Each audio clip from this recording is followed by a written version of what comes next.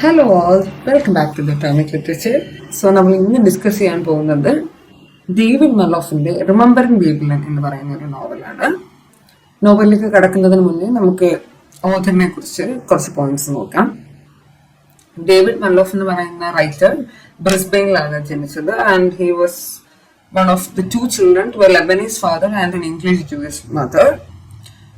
Childhood തൊട്ടാണ് ഒരു prolific, വളരെയേറെ റീഡിങ് ഇഷ്ടപ്പെട്ടിരുന്ന ഒരു വ്യക്തിയായിരുന്നു മലോഫ് എന്ന് പറയുന്നത്.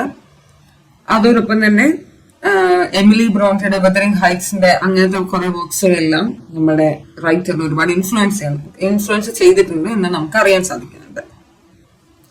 അതിനുശേഷം ക്യൂൻസ്ലാൻഡിൽ നിന്ന് അദ്ദേഹത്തിന്റെ ഡിഗ്രി എല്ലാം പഠിച്ചതിന് ശേഷം ഹി ബിക്കെയിം എ ലെക്ചറർ. അത് കഴിഞ്ഞിട്ടാണ് working first in Australia before relocating to London.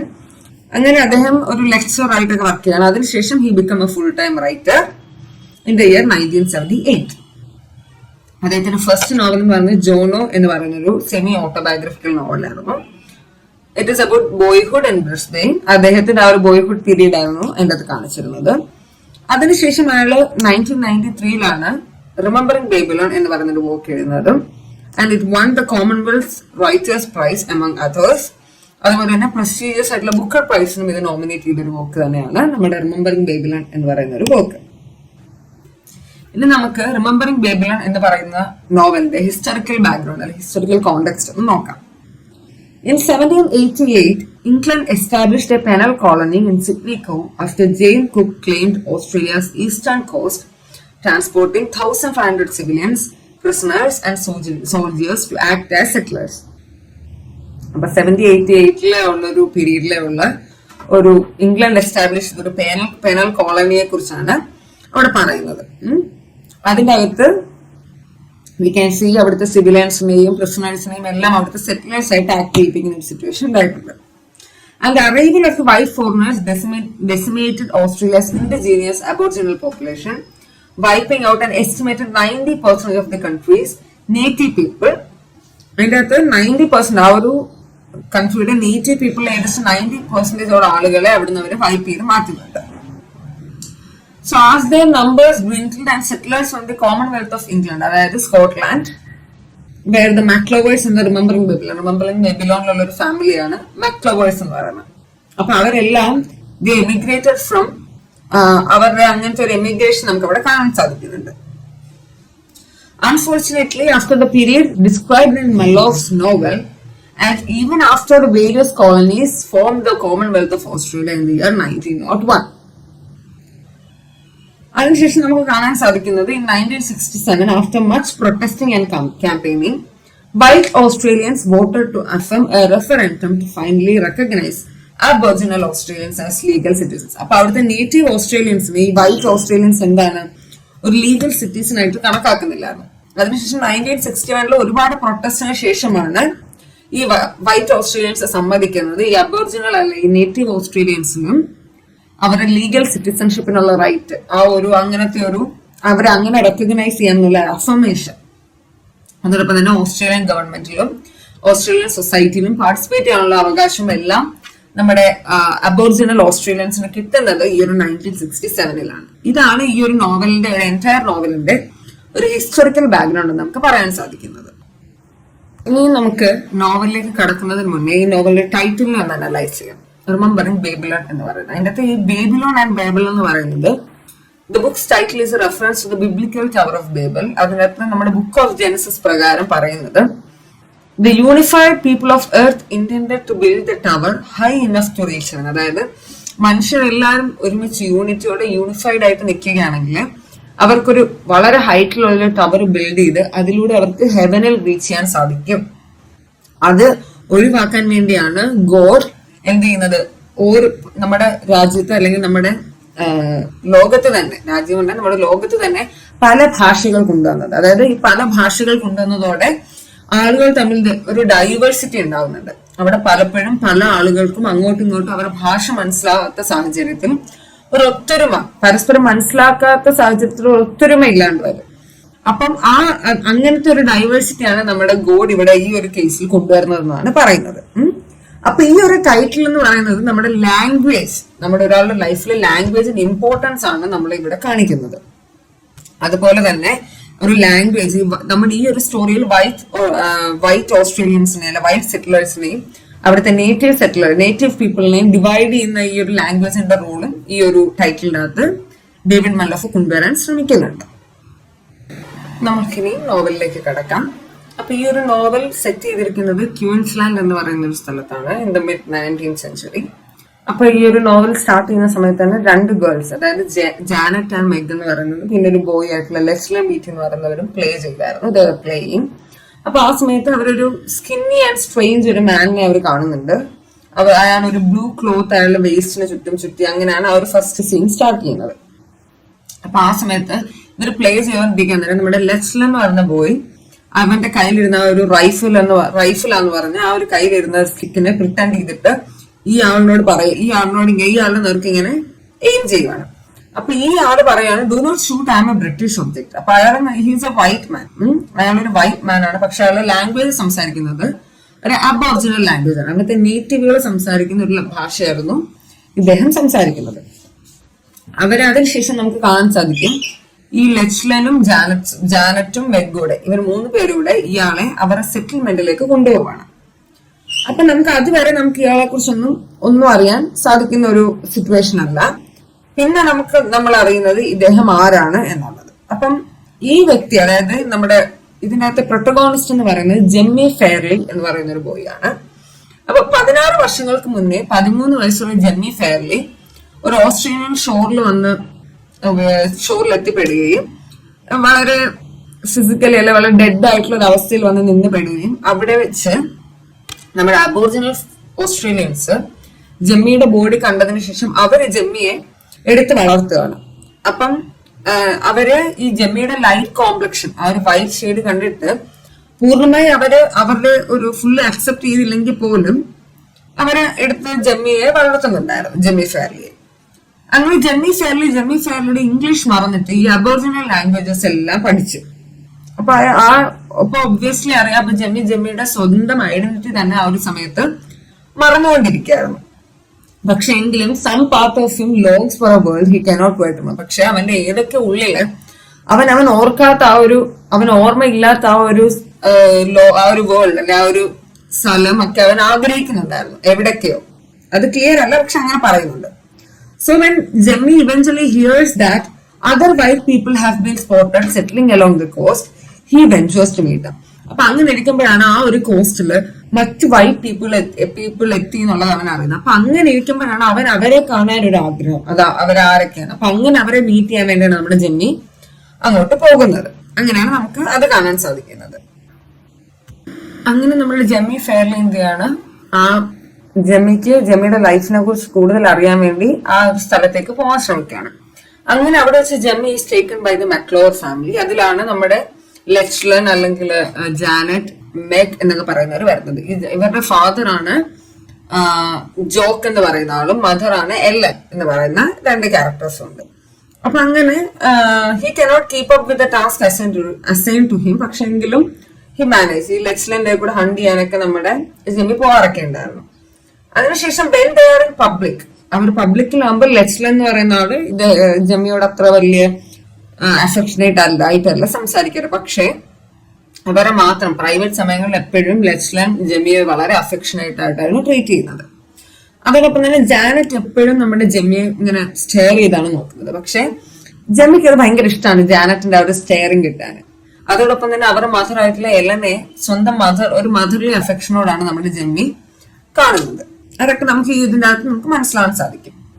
Dadar settlers, ആ ഒരു സ്ഥലത്തുള്ള മറ്റു സെറ്റിലേഴ്സ് ജെമ്മിയെ അത്ര നല്ലൊരു ഫ്രണ്ട്ലി ആയിട്ട് കാണത്തില്ല. കാരണം അവരെല്ലാം കരുതുന്നത് that he's in league with blanks ആയിട്ടുള്ള ലീഗിലുള്ള വ്യക്തിയാണ് അദ്ദേഹം എന്നാണ്, നമ്മുടെ ജെമ്മി ഫെയർലി എന്നാണ് മറ്റുള്ളവരെ അവിടെ കരുതുന്നത്. So most recognise that Jemmy is mentally deficient, though some believe that it is because some part of himself still lives among the native people. അങ്ങനെയൊക്കെ കുറെ പേര് കൺസിഡർ ചെയ്യുന്നുണ്ട്. പിന്നെ അതിനൊപ്പം തന്നെ നമുക്കൊരു റീസെന്റ് റൂമർ കേൾക്കാൻ പറ്റും that 19 white people were killed by the aboriginal people at another settlement and the settlers fear being overwhelmed. അപ്പം Jemmy sees the embodiment of this imagined monster showing the signs of both whiteness and blackness with the same grinning eager face.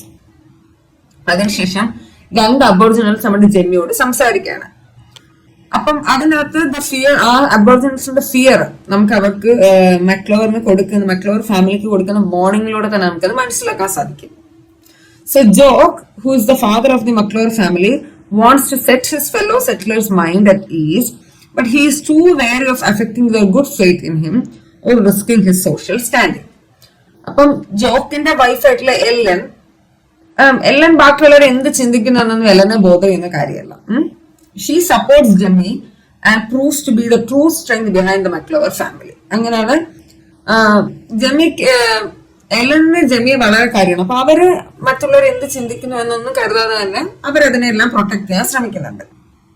പക്ഷെ ജോക്കിന് എന്താണ്, ജോക്കിന് അവരുടെ fellow സെറ്റിലേഴ്സിനെ മനസ്സിലൊന്ന് ശാന്തമാക്കണമെന്നൊക്കെ ഉണ്ടെങ്കിലും അയാൾക്കൊരു പേടിയാണ്. കാരണം അയാളുടെ social ഒരു സ്റ്റാൻഡിങ്ങിനെ അത് അഫക്ട് ചെയ്യുമോ എന്നുള്ളത്. He is visited by the two Aboriginal men in the middle of an afternoon and who speaks with him for a few minutes. അപ്പൊ അവർ കുറച്ചു നേരം ജെമ്മിയോട് സംസാരിക്കുന്നത് നമുക്ക് കാണാൻ സാധിക്കും. അപ്പം അതിനുശേഷം the men were spotted by a farmhand who embellishes the story, claiming that Jemmy was given some kind of mystical stone and whips the settler up into a fearful frenzy. അങ്ങനെയൊക്കെയുള്ള ഒരു തോട്ട് അവിടെ വരുന്നുണ്ട്. And they kidnap and attack him at the night. അങ്ങനെ Jemmy അവർ kidnap ചെയ്ത് attack ചെയ്യണം. So Jock helps him and hug him tight to comfort him. So he is sent to Mrs. Hudson's, who owns a large house removed from the settlement. So the claustrophobia brings back long forgotten memories about his childhood. അപ്പൊ ആ ഒരു സമയത്ത് നമുക്ക് കാണാൻ സാധിക്കുന്ന ഒരു കാര്യം എന്ന് വെച്ചാല്, അപ്പൊ നമ്മൾ പറഞ്ഞു ഈ ജെമ്മിയെ ഈ സെറ്റിലേഴ്സ് അറ്റാക്ക് ചെയ്യുന്ന സമയത്ത് നമ്മുടെ ജോക്ക് രക്ഷപ്പെടുത്തി അവൻ എന്ത് ചെയ്യാണ്, ഒരു ലാർജ് ഹൗസിലേക്ക്, large house is remove from the സെറ്റിൽമെന്റിൽ നിന്ന് മാറ്റി ഒരു ലാർജ് ഹൗസിലേക്ക് നടത്തുമ്പോൾ അവനോട് ഭയങ്കരമായിട്ടുള്ള ഒരു ക്ലോസ്ട്രോഫോബിക് ആവുകയാണ്. അതായത് ഒരു ഒറ്റപ്പെടൽ, ആ ഒരു കൺഫൈൻമെന്റിൽ മാത്രം ഒതുങ്ങിക്കൂടുമ്പോൾ ഉള്ളൊരു ആ ഒരു കണ്ടീഷൻ വന്നിട്ട് അവന്റെ മറന്നുപോയ ലോങ് ബാക്ക് ആയിട്ടുള്ള മെമ്മറീസ് എല്ലാം, നഷ്ടപ്പെട്ട മെമ്മറീസ് എല്ലാം വീണ്ടെടുക്കുകയാണ് about his childhood and also with a drunken rat catcher named Willet. അപ്പം ആ നൈറ്റിന് ശേഷം വില്ലറ്റ് പാസസ് ഔട്ട് ഡ്രങ്ക്. ആ സമയത്ത് ജെമ്മി എന്ത് ചെയ്യാണ്, അവിടുത്തെ റൂമെല്ലാം ഫയർ ഇട്ടിട്ട്, അവന് ദേഷ്യം കൂടി ആ റൂമെല്ലാം ഫയർ ഇട്ടിട്ട് അവൻ അവിടെ നിന്ന് എന്ത് ചെയ്യാണ്, he flees through the window. അതിനുശേഷം he stumbles into a ship and loses consciousness. ഒരു ഷിപ്പിൽ എത്തിയതിനു ശേഷം അവന്റെ കോൺഷ്യസ്നെസ് നഷ്ടപ്പെടുകയാണ്. അവന്റെ ഒരു ബോധമില്ലാണ്ട് അവൻ മാറുകയാണ്. അതിനുശേഷം ഒരു 2 to 3 years അവൻ ഈ ഷിപ്പിലുണ്ടായിരുന്നു. അങ്ങനെ ഒരു ക്രൂ എന്ത് ചെയ്യാണ്, and finally tires of him and tosses him overboard, leaving him to drift at sea. അങ്ങനെ അവൻ എന്ത് ചെയ്യാണ്, ഒരു ഓസ്ട്രേലിയൻ കോസ്റ്റിൽ അവൻ എത്തിപ്പെടുകയാണ്.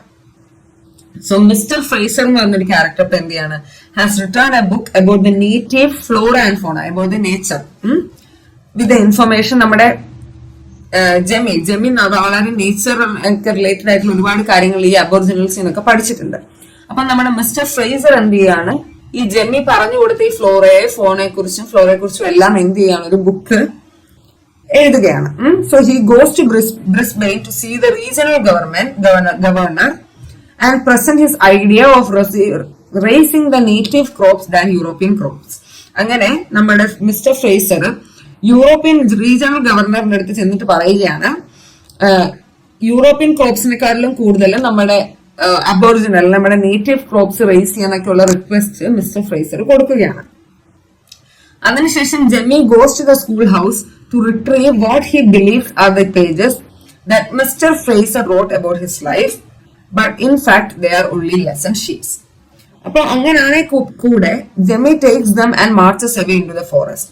അങ്ങനെ ജെമ്മി എന്താണ് ഈ ഒരു ലെസൺ ഷീറ്റ്സ് എല്ലാം, നമ്മൾ മിസ്റ്റർ ഫ്രേസർ എഴുതിയ ലെസൺ ഷീറ്റ്സ് എല്ലാം എടുത്തിട്ട് ഒരു ഫോറസ്റ്റിലേക്ക് പോവുകയാണ്. പിന്നെ നമ്മൾ ജെമ്മി എന്ന് പറഞ്ഞ ക്യാരക്ടറിനെ കാണുന്നില്ല. ആസ് ഹി ഡസ്, അങ്ങനെ പോകുന്ന സമയത്ത് the rain pores and dissolves the return sheets in his hands. അങ്ങനെ ആ സമയത്ത് നമ്മുടെ അവിടെ ഒരു റെയിൻ എന്നുള്ള ഒരു സാധനമാണ്, ആ ഒരു കയ്യിലുണ്ടായിരുന്ന റിട്ടേൺ ഷീറ്റ്സിനെ എല്ലാം ഡിസോൾവ് ചെയ്യുന്ന പോലെ ഒരു റെയിൻ അവിടെ ഉണ്ടായിരുന്നെന്നാണ് പറയുന്നത്. അപ്പം അതിന്റെ ഒരു മൈനർ ബാക്ക് സ്റ്റോറി ആയിട്ട് തന്നെ മെനി ഇയേഴ്സ് ലേറ്റർ ലെച്ലൻ എന്താണ്, നമ്മുടെ മക്ലോർ ഫാമിലിയിലെ ലെച്ലൻ എന്ന് പറഞ്ഞ പയ്യൻ ഇപ്പൊ ഒരു ഓൾഡർ അഡൽട്ട് ആയി, അവിടെ ഒരു പൊളിറ്റീഷ്യൻ ആയി. അങ്ങനെ ലെച്ലൻ നമ്മുടെ ജാനറ്റിനെ കാണും. ജാനറ്റ് എന്ന് പറഞ്ഞാൽ ഇറ്റ് ഈസ് ഹിസ് കസിൻ. ജാനറ്റിനെ കാണാനായിട്ട്, ജാനറ്റ് എന്ന് പറഞ്ഞാൽ ഇപ്പൊ ഒരു മാസ്റ്റർഫുൾ ബീ കീപ്പർ ആൻഡ് റിസർച്ചറായി മാറിയിരിക്കണം. അപ്പൊ ജാനറ്റിനെ കാണാൻ വേണ്ടി കോൺവെന്റിലേക്ക് പോകുന്നു. അങ്ങനെ they have recent begun meeting after an incriminating private letter between them. അപ്പൊ അങ്ങനെ അവർ അവിടെ വെച്ച് കാണുന്നു. അങ്ങനെ നമ്മൾ കാണാം. പിന്നെ നമ്മൾ അറിയുന്നത് അവരുടെ ടൗണിലെ സ്കെപ്റ്റിസിസത്തിനെ കുറിച്ചൊക്കെ ഡിസ്കസ് ചെയ്യുകയാണ്. അങ്ങനെ ഇതെല്ലാം സംസാരിച്ചുകൊണ്ടിരിക്കുന്ന സമയത്താണ് അവർ ആരെ കുറിച്ച് ഓർക്കുന്നത്, നമ്മുടെ ജെമ്മിയെ കുറിച്ച് ഈ രണ്ട് കസിൻസും ഓർക്കുന്നത്. അങ്ങനെ അവർ പറയുകയാണ് ജെമ്മി എന്തോരം പോസിറ്റീവ് ആയിട്ടുള്ള എഫക്ട്സ് ആണ് അവരുടെ ആ ഒരു ലൈഫിൽ കൊണ്ടുവന്നത് എന്നുള്ള കാര്യങ്ങള് നമ്മുടെ ലെച്ലൻ ആയിക്കോട്ടെ, അതേപോലെ തന്നെ നമ്മുടെ ലെച്ലനും ജാനറ്റും ഓർക്കുകയാണ്. അങ്ങനെയാണ് ഈ ഒരു പർട്ടിക്കുലർ ഒരു നോവല് എൻഡ് ചെയ്യുന്നതായിട്ട് നമുക്ക് കാണാൻ സാധിക്കുന്നത്. Remembering ബേബിലാൻഡ് by David മെലോഫ്. നമുക്കിനി ഇതിന്റെ തീംസ് എന്തൊക്കെയാണെന്നുള്ളത് ജസ്റ്റ് ഒന്ന് നമുക്കൊന്ന് നോക്കാം. അപ്പോൾ ഇതിൽ പ്രധാനമായിട്ട് നമുക്ക് കാണാൻ സാധിക്കുന്ന ഒരു തീം എന്ന് പറഞ്ഞാൽ നാച്ചുറലിസം ആണ്. അതായത് when Jimmy leaves his aboriginal life behind, he brings with him a view of nature that offends the European. Jimmy feels that nature is not a thing to be dominated, since he perceives himself to be a part of nature like the rest of animals. So this idea makes Jimmy a savage and a threat to their European way of life. അപ്പൊ Jemmy എപ്പോഴും പറയുന്നത് എന്താണ്, ഈ ഒരു നേച്ചറിനെ ഒരു dominated ആയിട്ട് കാണേണ്ട കാര്യമില്ല, ആൻഡ് അത് ഒരിക്കലും യൂറോപ്യൻസിനോട് അക്സെപ്റ്റ് ചെയ്യാൻ പറ്റാത്ത ഒരു കാര്യമാണ്. അപ്പൊ അതാണ് നാച്ചുറലിസം എന്ന് പറഞ്ഞ തീമിനകത്ത് നമുക്ക് കാണാൻ സാധിക്കുന്നത്. മറ്റൊരു തീമാണ് xenophobia എന്ന് പറയുന്നത്. xenophobia simply means the fear of foreigners. അപ്പൊ അതിനകത്ത് the novel depicts xenophobia to be a kind of aversion to a strange people based in fear. അതായത് നമുക്ക് പരിചയമില്ലാത്ത ഒരു സ്ട്രേഞ്ച് ആളുകളെ കാണുന്ന സമയത്ത് നമുക്ക് ഉള്ളിലുണ്ടാവുന്ന ഒരു ഫിയറിനെയാണ് xenophobia എന്ന് പറയുന്നത്. The basic development is that some people are enlightened. അപ്പം പുറത്തുള്ളവരെ ഔട്ട്സൈഡേഴ്സിനെ കാണുമ്പോൾ ചില ആളുകൾക്ക് ഭയങ്കര എൻലൈറ്റൻമെന്റ് ഉണ്ടാവും, പക്ഷെ മറ്റു ചിലര് ടെറിഫൈഡ് ആകും. ആ ഒരു ടെറിഫൈഡ് ആയിട്ടുള്ള ഒരു കാറ്റഗറിയാണ്, ആ ഒരു കാറ്റഗറിക്കാരുടെ ഒരു പ്രശ്നമാണ് ഈ xenophobia എന്ന് പറയുന്നത്. സോ അതെന്ന് പറയുന്നത് നമ്മുടെ ഈ ഒരു നോവലിൽ ഒരു വളരെ മേജർ ആയിട്ടുള്ള വളരെ ഇമ്പോർട്ടന്റ് ആയിട്ടുള്ള ഒരു തീമാണ്.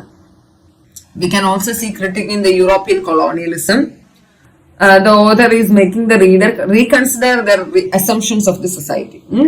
So this is suggested in the final of the novel when the community mistreats a German because of the war in Europe. In other words, we can say that the insider or outsider attitude that colonial Europeans felt toward the native people continued in the future, so that now the community rejects foreigners in general, so not just the aboriginal people. അങ്ങനെയാണ് അതിൻ്റെ അകത്തുള്ളൊരു അവർ കണക്കാക്കുന്ന ഒരു situation അല്ലെ ആ ഒരു condition എന്ന് പറയുന്നത്. പിന്നെ നമുക്ക് കാണാൻ സാധിക്കുന്ന ബേസിക് ആയിട്ടുള്ള തീംസ് എന്തൊക്കെയാണെന്ന് ചോദിച്ചു കഴിഞ്ഞാൽ നമുക്ക് ഐസൊലേഷൻ എന്ന് പറയുന്ന ഒരു തീം ഇതിൻ്റെ അകത്ത് വളരെ പ്രിവലന്റ് ആയിട്ട് നമുക്ക് കാണാൻ സാധിക്കുന്ന ഒന്നാണ്. അത് ലാംഗ്വേജിനെ ഒരു ബാരിയർ ആയിട്ട് എങ്ങനെയാണ് ഇതിൻ്റെ അകത്ത് കാണുന്നത്, ലാംഗ്വേജ് എങ്ങനെ ഒരു ബാരിയർ ആയിട്ട് ഈ ഒരു നോവലിനകത്ത് മാറുന്നു, അതും ഇതിൻ്റെ അകത്ത് വളരെ പ്രാധാന്യമേറെ ഒരു തീമാണ്. പിന്നെ കമ്മ്യൂണിക്കേഷൻ അല്ലെങ്കിൽ കൾച്ചറൽ ഐഡന്റിറ്റി എന്താണ് എന്നുള്ളത് ഈ ഒരു തീമിന്റെ അകത്ത് നമുക്ക് കാണാം. ബിലോങ്ങിങ്സ് ആൻഡ് അക്സെപ്റ്റൻസ്, അത് നമ്മുടെ ഒരു ഇതിനകത്ത് പ്രൊട്ടഗോണിസ്റ്റിന്റെ ആ ഒരു പെയിൻ നമുക്ക് അതിൽ മനസ്സിലാക്കാൻ സാധിക്കും. Racism, how racism is prevalent in that society അല്ലെങ്കിൽ in the backdrop of this particular novel. പിന്നെ ഫ്രണ്ട്ഷിപ്പ് ആൻഡ് എംപതി, അത് നമ്മുടെ ലെച്ലൻ, ജാനറ്റ്, മെഗ്, ജെമ്മി ആ ഒരു റിലേഷൻഷിപ്പിൽ നമുക്ക് ഈ ഒരു എംപതി, ഫ്രണ്ട്ഷിപ്പ് ഒക്കെ കാണാൻ സാധിക്കും. ലാസ്റ്റ് നമുക്ക് പറയാവുന്ന ഒരു സിമ്പിൾ തീമാണ് ലോസ് ആൻഡ് മെമ്മറി. അതും നമ്മുടെ പ്രൊട്ടഗോണിസ്റ്റിന്റെ ലൈഫിനെ എങ്ങനെ എന്തൊക്കെ എഫക്ട് ഉണ്ടാക്കി എന്നുള്ളതിനും ഒരു കൈൻഡ് ഓഫ് തീമായിട്ട് നമുക്ക് ഇതിനകത്ത് ഡിസ്കസ് ചെയ്യാൻ പറ്റും. അപ്പം ഇതിനെ കുറിച്ചൊരു ഐഡിയ നിങ്ങൾക്ക് എല്ലാവർക്കും കിട്ടിയെന്ന് കരുതുന്നു. If you have any doubts, I have also posted an English explanation about this same novel. So if you need any notes regarding this novel, you can send an email which is given in the description box. Now we will meet with another episode or a story. So study hard and take care of it.